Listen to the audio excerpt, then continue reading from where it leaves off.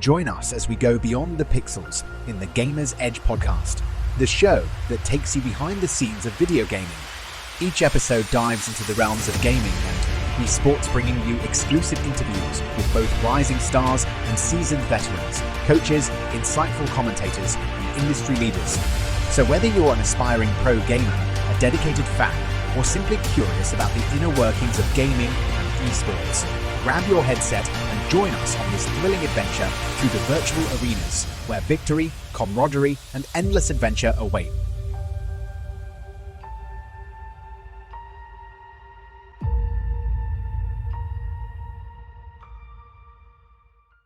What is going on, guys? We're about to strap this episode to a rocket and send it to the moon.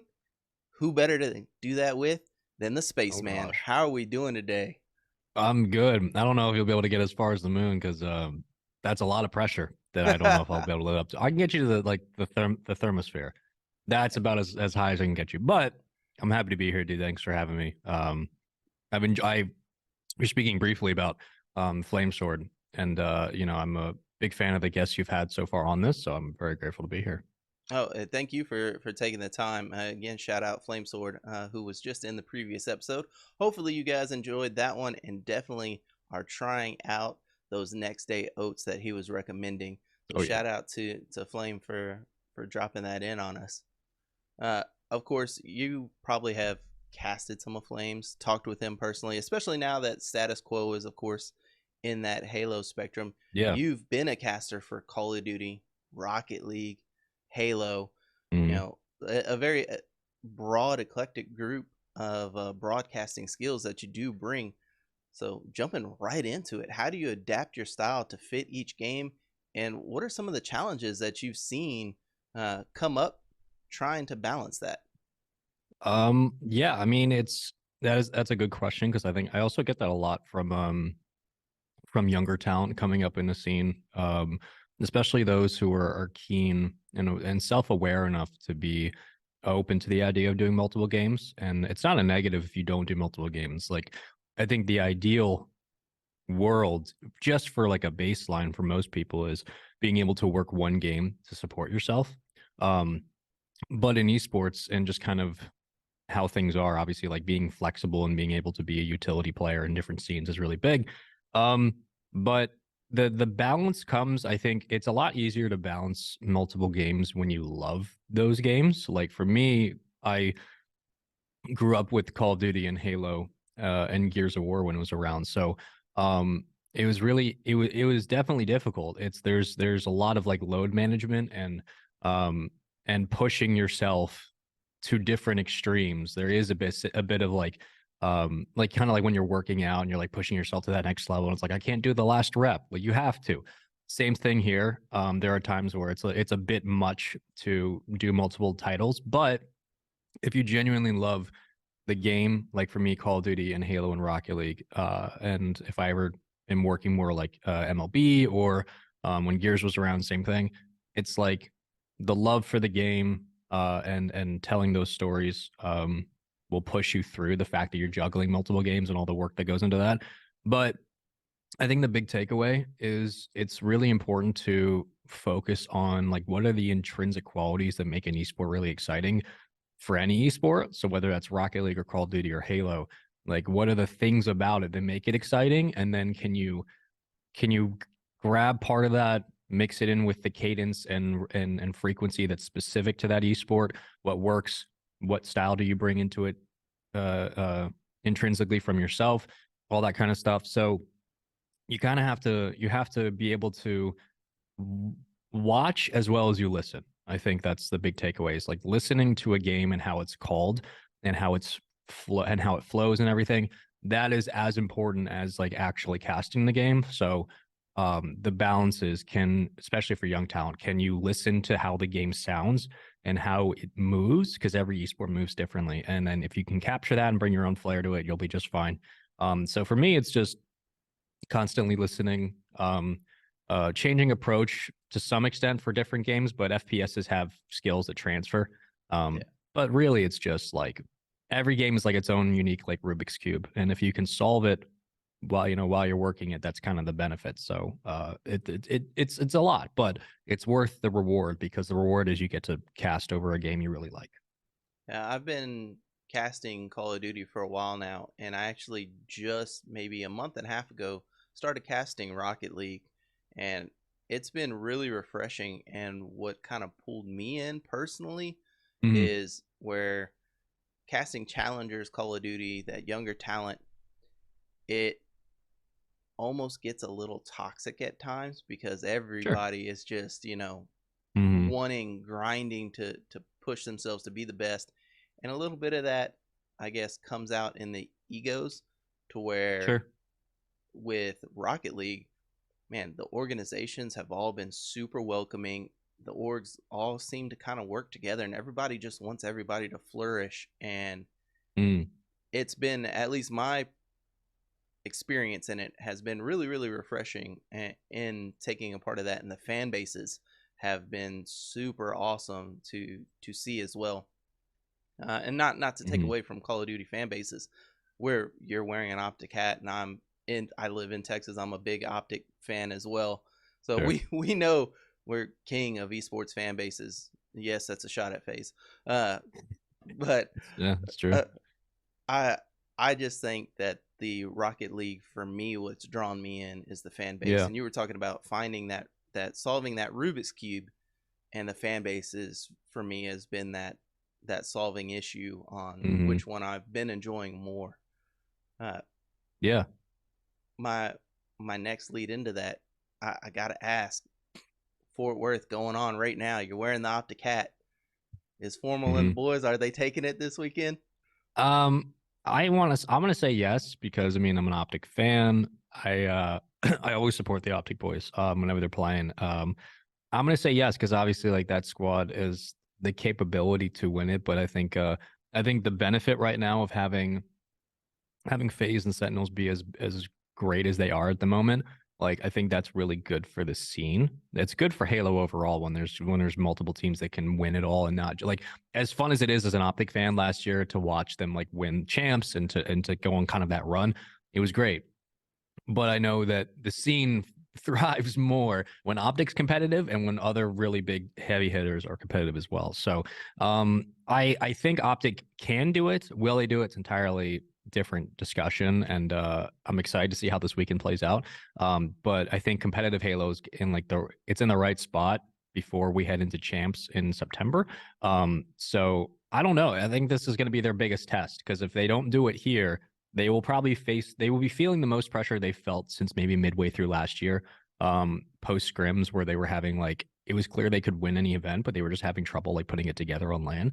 And then they went on their run. So it's a big weekend. I think the boys can do it, but they're gonna have to earn the victory. They're gonna really have to work for it. So I'm excited to see it. I completely agree. Uh, I'm not gonna lie, because of course I put it out there on Twitter. I hope Optic does it. Mm, I have Space Station, because Bound and the boys are just, hmm. they're on one right now. They've Hmm. caught lightning in a bottle, and it's gonna be tough to break that momentum.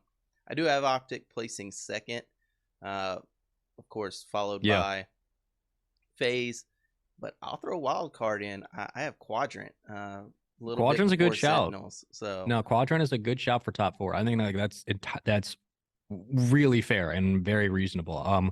Like SSG, it's SSG winning on their home turf in Salt Lake was great. It was great for storylines, but it was great for kind of like, just the scene overall. It's like, all right, like, because it feels like it's rare when a team kind of hosts an event and then win it as well. So it was nice to see SSG um hitting their stride at the right time, kind of like what Optic did last year. But Quadrant is a great shout as a full, like, it's like kind of like EU's last hope at this point.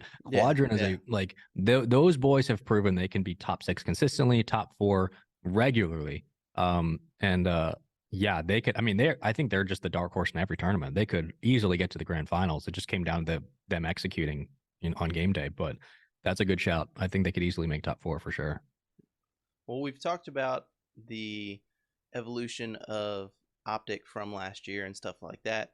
Hmm. So, with all your extensive experience in the esports industry, have you seen it evolve over the years, and where do you see it hitting, going into the next decade?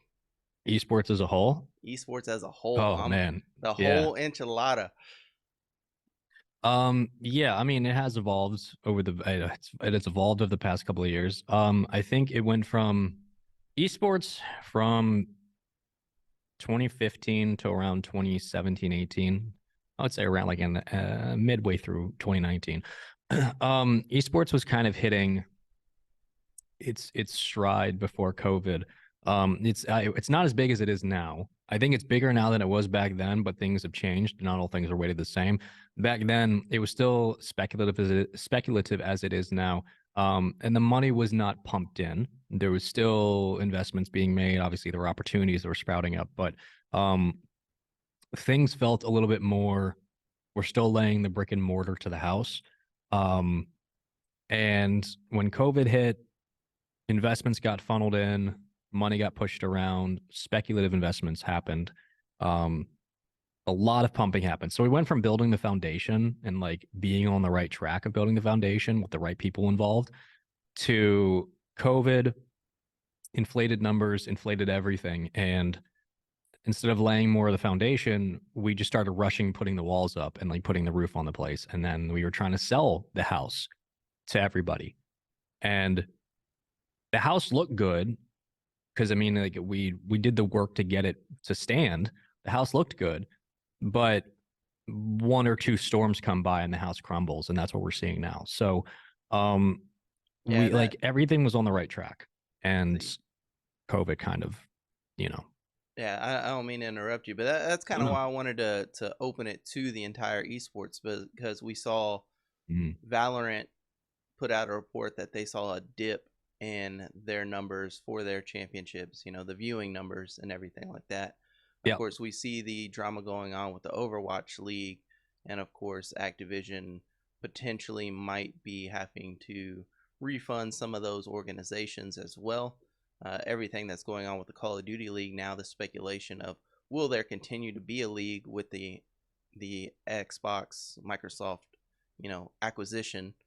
So it's just like you said. I felt like we were moving in the right direction. People were Mhm. starting to take it serious, and then when COVID hit and everybody didn't have anything to do, so video games were the go-to.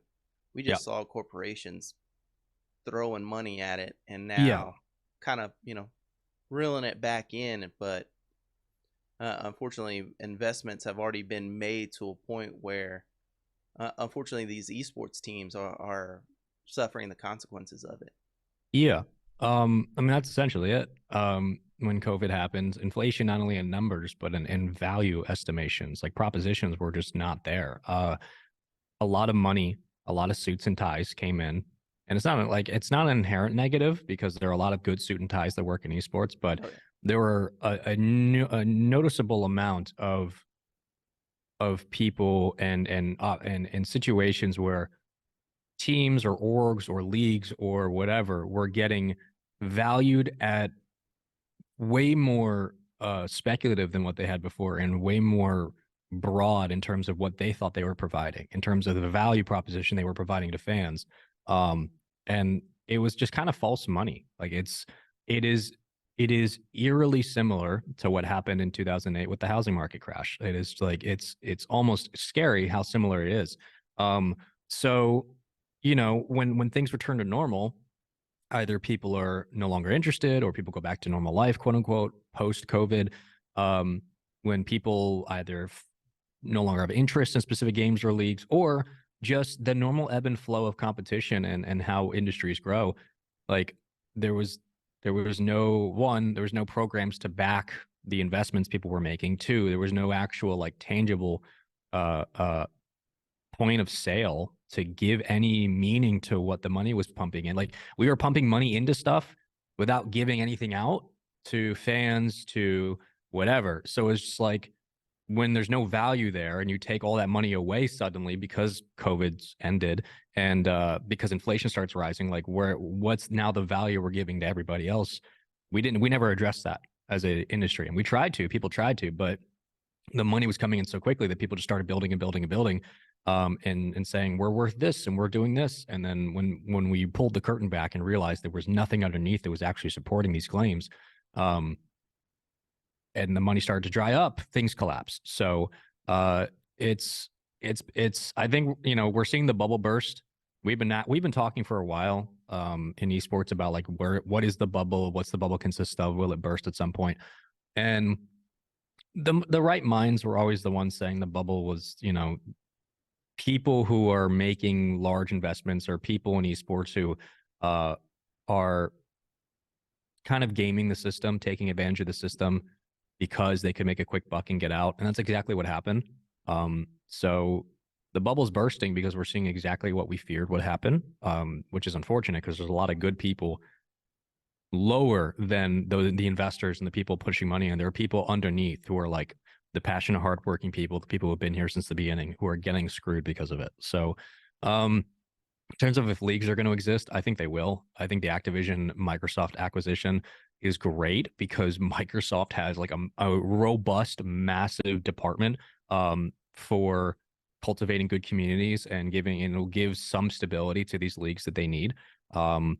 But it's going to take some time. Like it's going to take a couple of years to kind of see what the end residuals will be of this situation, of this bursting. So it's a rough time to be in esports, but there are still really good people trying to navigate it and make it work. And we haven't lost what we had back in 2015 to 2019. We still have that. We just have to rebuild part of it. So I love to get your take on it because for the younger viewers who, of course, have only seen Sean through Rocket League and stuff like that, this man has been putting in work with MLG and everything like that back in the day. This man has been putting in his time here in esports.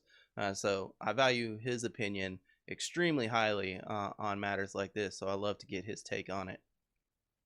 Now, of course, we talked about you working with MLG, everything like that. Another passion that you have, though, is filmmaking, and you're now actually an award-winning filmmaker. Yeah. Do you want to go ahead and touch on that just a little bit before I get into this next question for you? Sure. It's a weird classification. I am legally allowed to call myself that. I do like I do want to at some point get more into like heavy filmmaking and actually like direct something. It is a small passion that has kind of grown. But I make YouTube content and I have for a while, and I just within the past couple of years start taking it seriously. And I try to go for like more cinematic content than just like video commentary because I'm a fan of cinematic stuff. And yeah, so one of my videos got picked up by a film festival and it got nominated, so it was designated as a short film. So when that happened, I had to like, in order to like accept the award, I had to be legally designated as like a short filmmaker. So I've run with that, but it, you know, it doesn't. I don't like walk around or sit here and be like I'm like producing stuff. It's just more of like I got lucky with something and they designated as that. It's awesome. I'm very appreciative. But I don't feel like anything's changed. I'm just like still working on the next video. So I just feel like a really dumb YouTuber.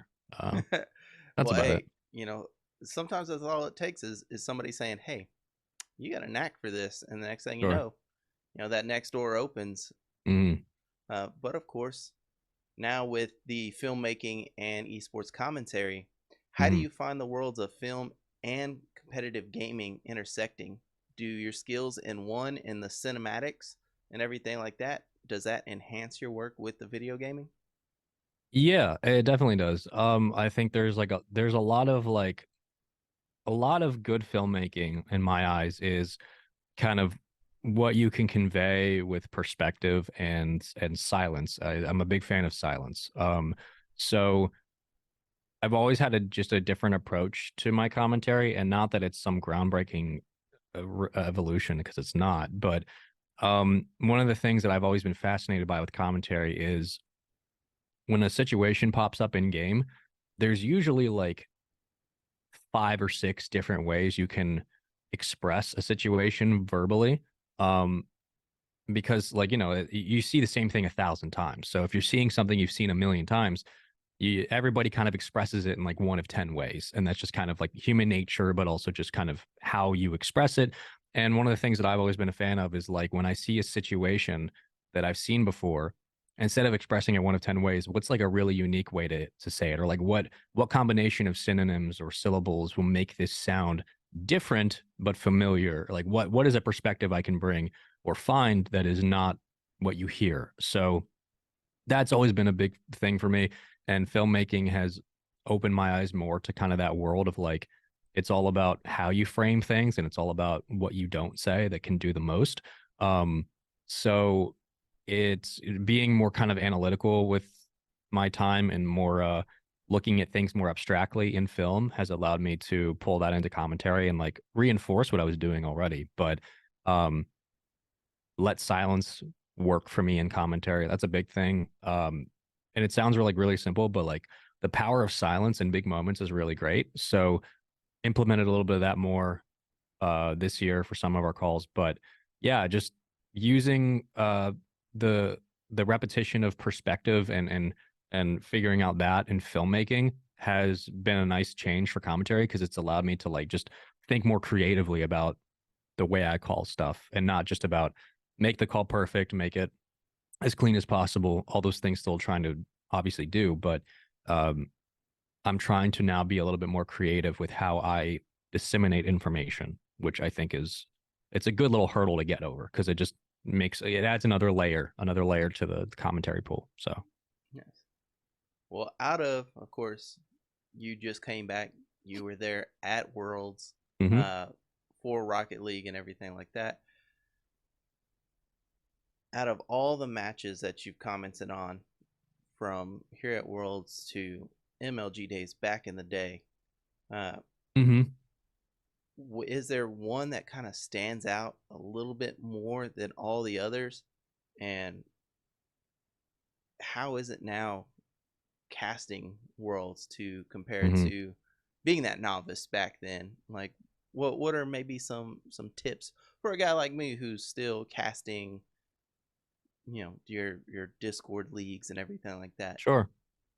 Well, the biggest thing I think is self-belief is a big thing. Like if you believe in yourself to be able to do it and you know that you can, and I know that sounds like just super cliche and super dumb, but like it is true. Like if you like the craft of it and you're doing it and you believe that you can do it and you see that path forward and you're like, you know what, I even if it takes a lot of grinding and a lot of refinement, I know I can do this because I can feel it. Like that's huge. There are a lot of people who jump into commentary who do pretty well and then they either lose their love for it or they feel like they can't see themselves doing it long term and then they jump out and that's fine. But the big thing is like if you can like just you can kind of feel it, you're like, I know I can do this and get good at it. That's huge. That is like that will just get you going through everything. And I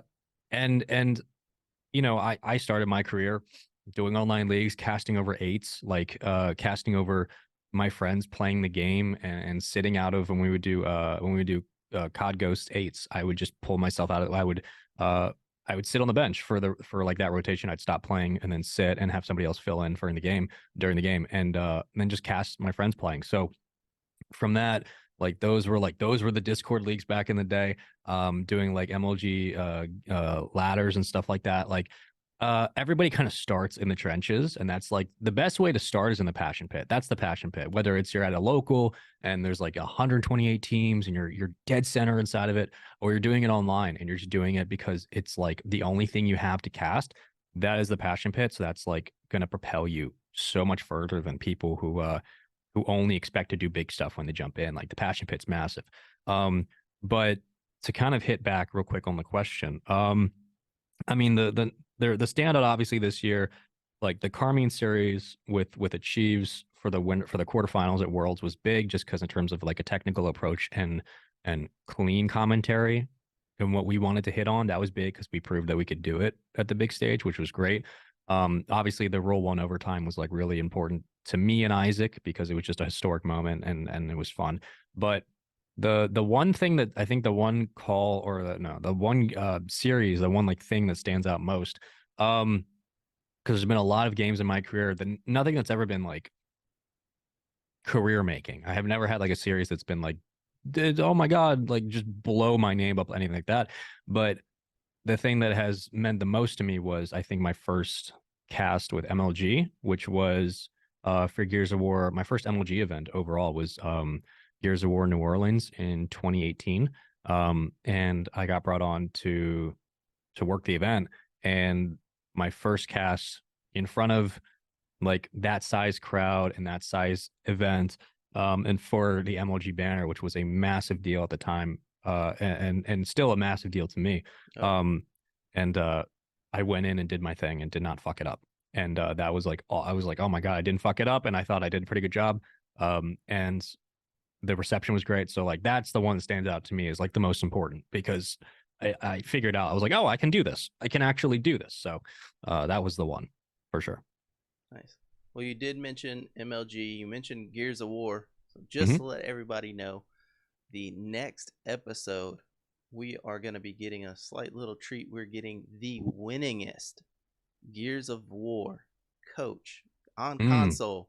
We're getting Complexity Ashes coming Ashes is in great, here man. on the next episode. So make sure you tune in for that one, guys. He's a great dude.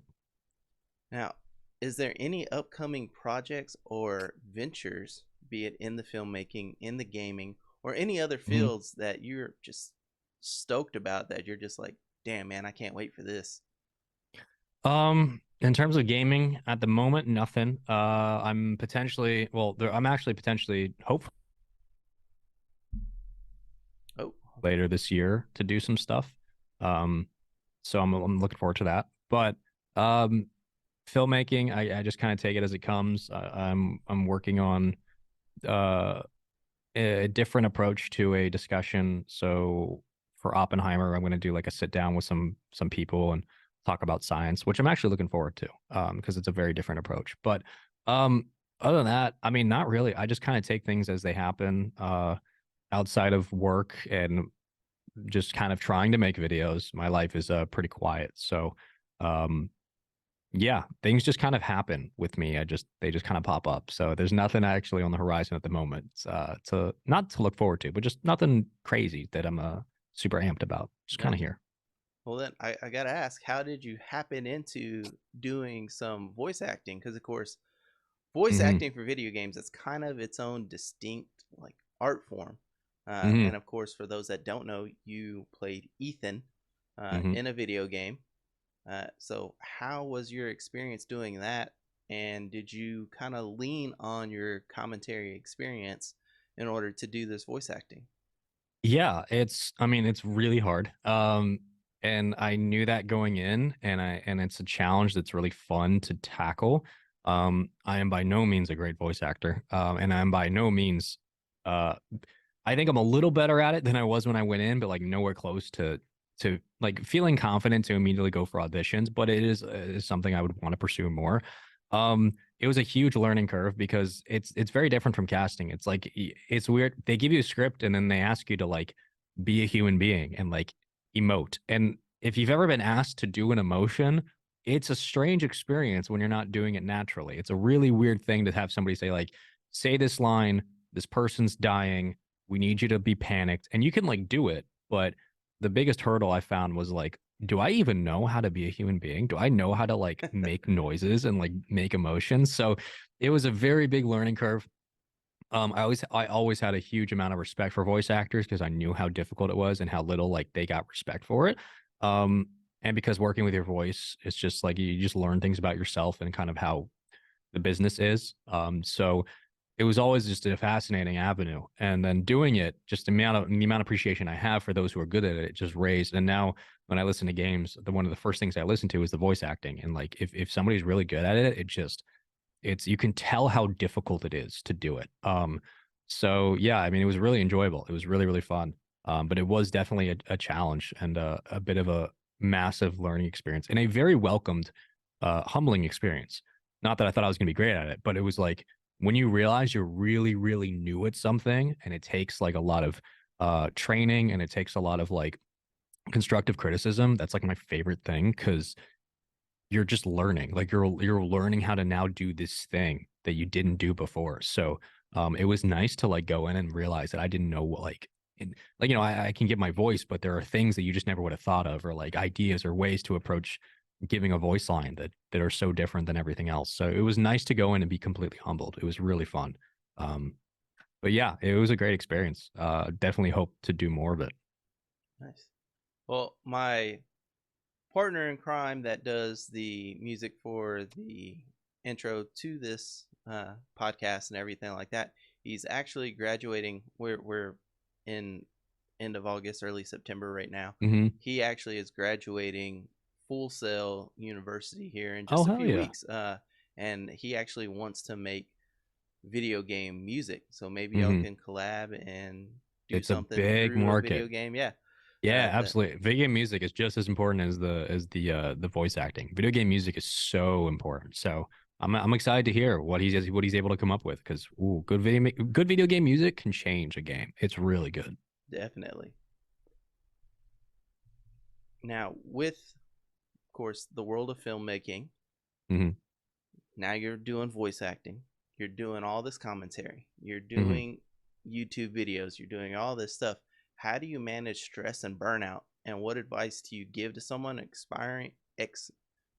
trying to aspire in these fields to keep that passion going and not lose Hmm. themselves? Yeah, I mean, I think the biggest takeaway is, one, you kind of take things as they come, and don't always try to force stuff. So, like, I kind of commentary has been my thing for the past decade. Um, and then when I felt I was able to and ready to, I started trying to do YouTube. And I was doing commentary on YouTube. And then when I felt I was able to, I started doing some voice acting stuff. So you kind of take things as they come, and not necessarily forcing it. So if you're trying to start out, or you're just trying to figure out how to build your resume or your brand, don't like jump into 30 different things. Just focus on one thing that you are really passionate about, or really good at. Do that. And then and you'll know when the time comes, but when the time comes that you want to do more, or you're offered to do more, then you tackle that however you want to. But um, I think it's a lot of it is keeping the passion up. It's like I'm passionate about all of this stuff, so it's easy to get myself to do it. There are days where I don't obviously, want to do stuff. There are days where it's like I don't want to get up and do stuff, but um the amount of investment I've already made to myself and to my career, and the commitment I've made to doing stuff gets you through those days. And the burnout definitely happens. You know it when you're in it. You know that, like, oh, I don't want to fly here and do this. And I know it sounds like super pretentious, and I don't mean it that way. It's like, there are days where if you've booked back-to-back online events, and then you have to go fly somewhere and do something, and you come back and you're already booked again. That can be really tough on the mental, because you're not getting a lot of time to, like, decompress your brain and just, like, sit. So that is definitely a hurdle. It doesn't get easy to get through burnout, but I think the important thing, one, is to pace. Even when you're booked, even when you're chasing a bunch of different gigs, or doing a bunch of different gigs, or whatever the case may be, if you're constantly on the move mentally, try to pace yourself and keep yourself in the moment. Remind yourself of, like, you only have to focus on today. Tomorrow can wait. Just focus on what you're doing today. Take it as a normal day-to-day business operation and get through it. And then remind yourself kind of why you're doing it, because when things get really hectic, as hectic as it is, you can get through it, and you're going to look back and be glad that you did everything you did. So, if it's a lot of events booked back to back to back, or just X, Y, and Z, whatever it is, like, you'll be happy you did it, and your resume will be very happy you did it. So pace yourself and remind yourself that uh, just take it a day at a time and enjoy the process. Don't stress so much about the work. Just enjoy what you're doing, and take it one step at a time. That's really been the best way for me to get through burnout, is to kind of remind myself of, like, why everything's happening, and to, like, not push myself, just kind of take it in stride. So yeah, just kind of keep yourself self-aware. That's the big things. Like, if you have a good self-aware meter, like, let it work for you. Let it help you figure out and navigate some of those situations. But pacing's huge, and tackle what you can. Don't jump into a billion different things, because you will burn yourself out, and also you'll end up not doing great in every aspect. So you want to give the best that you got to what you're doing. So take it one step at a time, and focus on one thing, then two things, then three, but take it slow. Nice. Yeah, I've never met anybody that's went through their entire life that they just loved every day of work. So Hmm. that's great advice, because even doesn't matter how much you enjoy doing something, there's some days when you just don't want to get up Yeah. out of bed. And Yeah. that's just human nature. So great advice. Hmm. Now, you do have a background in marketing and consumer behavior. Hmm. Uh, do you want to tell us kind of where you went to school and everything like that for that background? But Hmm. before I jump in and ask you here on, well, I guess I'll go ahead and I'll Sure. jump the shark here. Uh, you do have the background in marketing and consumer behavior. So how do you feel this education has influenced your approach into the gaming industry as a whole? Yeah, I mean, it's helped in some cases and it hasn't helped in others. I went to school at Towson for all 4 years, 4.5 actually. Um, and for the first 3.5 years, I was actually a astrophysics major. So it had nothing to do with what I have now and nothing to do with esports. And I was already working in esports at the time, and I knew that that's what I wanted to do. The problem with astrophysics is one, you can't get a job unless you have a master's or a PhD, and I didn't want to go back to school. So it's kind of pointless to be doing that. And two, astrophysics just naturally didn't have anything to do with esports. So when I realized that even as a backup, I couldn't have this degree because I wouldn't be able to get hired, I switched it to my minor, which was marketing, and I made marketing my major around my third, fourth year. Luckily, I'd already done a bunch of classes to help with the credits, so it worked out. But marketing, like, I don't use it in like my day to day. Like, I use it internally. I don't use it physically in my day to day when I'm casting. When I'm casting or going to events or like performing, I'm not using it. But with how I push content, with how I market myself to others, to brands, to organizers, with how I approach a lot of the ecosystems in esports, with how I view the landscape and stuff, like having an idea of what goes into marketing or just people relationships. A lot of marketing is about consumer behavior, which was an aspect that I was really into in college. It's not just about like selling a product or selling the idea of a product to somebody, but it's about understanding why people are the way they are, how they view things, their tendencies, the way that their personalities affect the way that they interact. Like consumer behavior is a massive part of marketing. And just kind of having that swim around in the noodle for a while, it can kind of help you navigate situations and just give you a better perspective on like the overall industry and stuff. So it's been a pass. It's kind of as like abilities. It's like a passive ability. Like it works in the background while I focus on other things. But I'm not actively using it as like if I was at a marketing job, which I had in college. Like I was using it there because I had to be marketing stuff. But in esports, like it kind of works in the background. But I don't use it actively every day, and I think you'll get that from a lot of people in esports with their with their degrees. There's actually a lot of people in esports who are like science degrees, which is nice. Like there's biologists, there's physicists, there's bioengineering. Like there's so many people who come from sciences. It's really interesting the pattern that's there. But yeah, in the day to day, I don't necessarily use it as much as maybe other people. Uh, well, a big reason I ask is some people don't even think like, of course, a commentator. You were marketing yourself and marketing your Hmm. name, so that's definitely one of the big reasons why I had to Yeah. ask. Of Yeah. course, being in a similar boat as well, it's great knowledge for me as well, and of course, our viewers probably. If you're watching this, you're into esports. You're probably streaming and everything like that, trying to market yourself. So, All uh, marketing, man. now, my last question to you, because of course, I said about 20, 30 minutes. You've been gracious enough to even give me more time than that. So I Of do course. want to say thank you. Mhm. My last question for you is, in a relatively young age, you've achieved quite a lot in the esports realm and just in life in general. So, what is your message or your legacy do you hope to leave behind in not just this world, but esports? Mm. And, what do you hope to help inspire that next generation?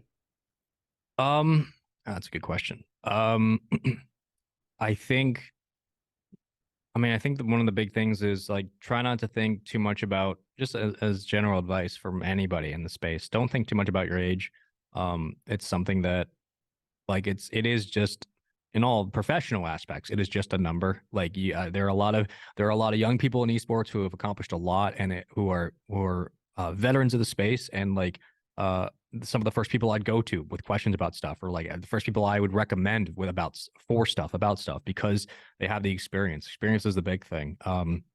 So You know, it's I feel older than I am because I've been here for so long, and worked and I've worked with people who are older than me for a long time and stuff. So I don't feel my age, but or I don't feel mentally my age. But I think the big thing is one, like obviously stay passionate about esports, because esports is like one of the best things on the planet. So like if you stay passionate, you can make it in this business and stuff like that. But I think the kind of impact I guess I want to have is one, kind of give people a chance to I'm a really big advocate for supporting like local commentators and supporting that tier 2 system, because when I was coming up in like the tier 3 systems, the tier 2s, those didn't really obviously exist. So like supporting that is something I'm very passionate about, because that's where I cut my teeth, and that's where you had to cut it back then. And I think there's a lot of programs that should exist that don't yet for tier 2 and tier 3 commentators that would really help them develop their skills and give them a chance to figure out if they're going to make it in the business or not.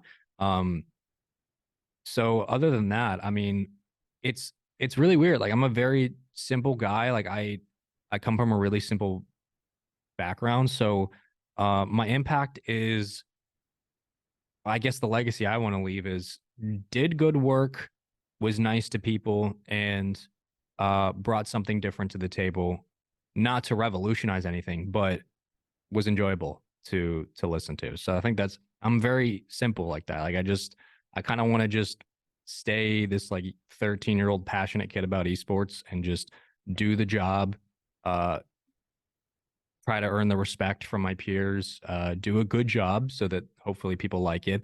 Um, and then and help people along the way, and just make the space a little bit easier to navigate for people who are coming up. So I'm not trying to like, you know, blow the doors down or like revolutionize commentary or anything like that. I do hold myself to standards, and I hold myself to the ability to like, I would love to obviously like be one of the best at some point, and like, you know, I hold myself to that standard as my own competitive spirit. But uh, you know, with all the chaos in the world and all the craziness, just don't add to it. That's kind of my philosophy. Is just don't add to this to the nonsense. So yeah, I just want to help people, and I want to do the job, love the job that I do, and help people figure out their own careers and help them if they need help. So I guess that's the legacy I want to leave. Is just be a good person. Nice. Well, we said we're gonna strap the show to a rocket, and you didn't think we were gonna get to the moon, but I think we went way past Oh, the I'm moon. glad you think so. This episode has been amazing, and I'll say this: every guest that we've had so far, from Rain Day to Bo, He's great. to He's great. yourself, to Flame Sword, it has been the nicest group of people who everybody just wants to help that next group coming up, and faith in humanity has been restored through this podcast alone. So I cannot thank you guys enough for coming on and talking with me. And you know, the goal for this show is it's said, you know, conversations beyond the screen. And my biggest thing, what my legacy that I want, is to be able to shine a light and show everybody that, and everybody is human. Because I see a lot of times, you see, if say somebody has a bad game, we saw it of course with Optic and, you know, Illy and all that stuff, how quickly fans will start bashing a player. And it's like, man, they're still a human being at the end of the day, you know. And so I want to remind people of that, and hopefully they can find that 13-year-old kid that loved playing video games as well, and get back to that. And that's what y'all have been allowing me to do. So I cannot thank you guys enough for giving me this chance to bring this into the world. Thanks for having us, and me as well. Like, thank you for telling these kinds of perspectives. I think it's really important, and you're gonna love Ashes. He is a wickedly intelligent guy and super nice. So I'm looking forward to that episode. He's really awesome. Nice. Well, is there anything you want to say out to the fans or anything? Do you think Vitality is going to repeat again? That's a tough question. from the roster rumors I've been told that I can't share publicly, it's going to be a very, very competitive season. But I think Vitality, yeah, I think they could do it. I think if any team that's existed in the modern era, I think Vitality can repeat. But support good people in esports, support the podcast. Come on, like, don't make me show up at your house. Support the podcast,